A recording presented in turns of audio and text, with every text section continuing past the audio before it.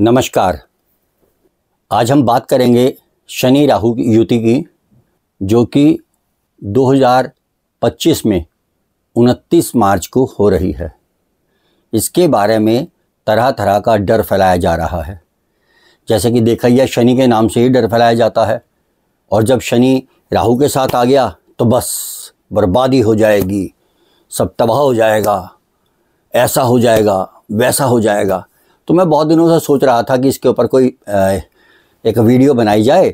तो एक हमारा भारतीय विद्या भवन में एक रिसर्च का स्टूडेंट है, उसने मुझे कहा सर मैं एक वीडियो भेजता हूँ आपको और आप उसे देखिए, फिर आप बनाइए उसे उसी की तरह बनाइए।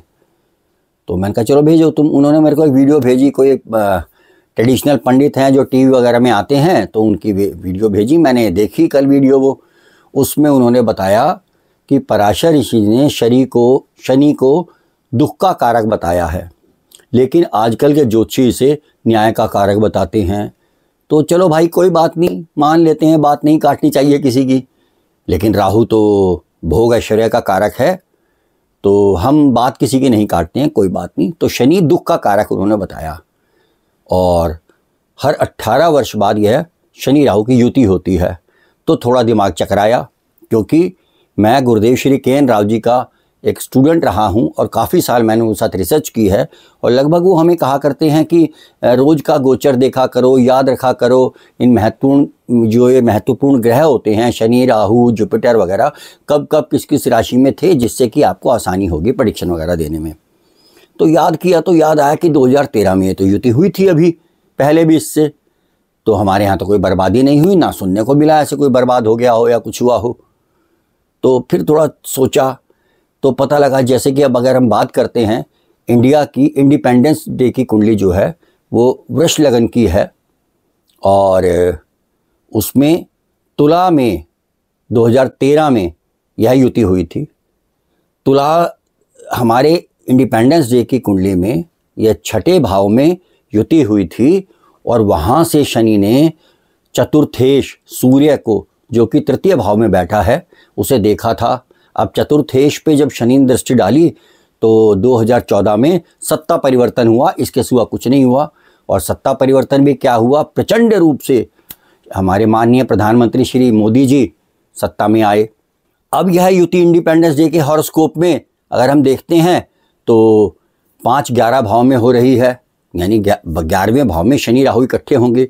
इसका मतलब कहीं ना कहीं शिक्षा नीति में बदलाव होंगे, और ज़रूर होंगे। अगर हम नरेंद्र मोदी जी की कुंडली को देखते हैं तो उनका वृश्चिक लगन है, और पंचम भाव में राहु है, और एकादश में केतु बैठा है। तो इस समय राहु केतु ने पंचम भाव को पकड़ा हुआ है, और शनि चतुर्थ भाव में गोचर कर रहा है। देखो कैसे इन्होंने फिर दोबारा सत्ता में आए ये नरेंद्र मोदी जी, क्या इन्हें दुख मिला। अब यह पंचम भाव में शनि आके राहु के साथ युति करेगा। तो इसका अर्थ यह हुआ कि यह तो निश्चित है कि माननीय श्री नरेंद्र मोदी जी शिक्षा नीति में कोई ना कोई बदलाव अवश्य करेंगे। तो देखिए शनि जो होता है यह माना दुख का कारक होता है, या हम कहें कि थोड़ा बूढ़ा है, स्लो चलता है, मेहनत बहुत कराता है। लेकिन शनि और राहु के गोचर को, युति को समझने के लिए पहले हमें समझना होगा, यदि वृष लगन है या तुला लगन है, या किसी कुंडली में शनि उच्च का होके बैठा है, मूल त्रिकोण राशि में बैठा है, और इसी प्रकार राहु यदि योग कारक है, यानी किसी योग कारक ग्रह के साथ बैठा है, तो फिर फल बुरा क्यों देंगे। और ये तो एक साधारण गोचर है, फल तो मिलते हैं दशा के अनुरूप, जो दशा चल रही है। अगर दशा अच्छी है, शनि भी अच्छा है कुंडली में, राहु अच्छा है, तो बहुत ही मेहनत करके आदमी बहुत ऊंचाइयों पर जाता है। जैसे कि हमने देखा नरेंद्र मोदी जी की कुंडली में शनि दशम भाव में बैठा है वक्री होकर, और जुपिटर 4th हाउस में बैठा है। तो शनि और जुपिटर की समसप्तक है, तो त्राही त्राही के परिवर्तन करके आए इनके जीवन में, और आज संसार में शायद 1 नंबर पे नहीं मैं कहूँ तो फिर भी बहुत ही माननीय और बहुत ऊंचे, भारत को इन्होंने किस ऊंचाइयों पर पहुंचाया है यह हम देख सकते हैं।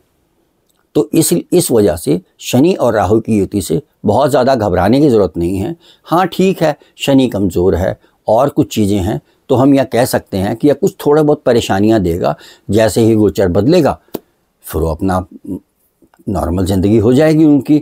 और गुरुदेव श्री केन राव सर एक बात बार बार जोर दे के कहते हैं कि जब भी शनि और राहु की युति होती है तो अपना जप तप बढ़ा देना चाहिए।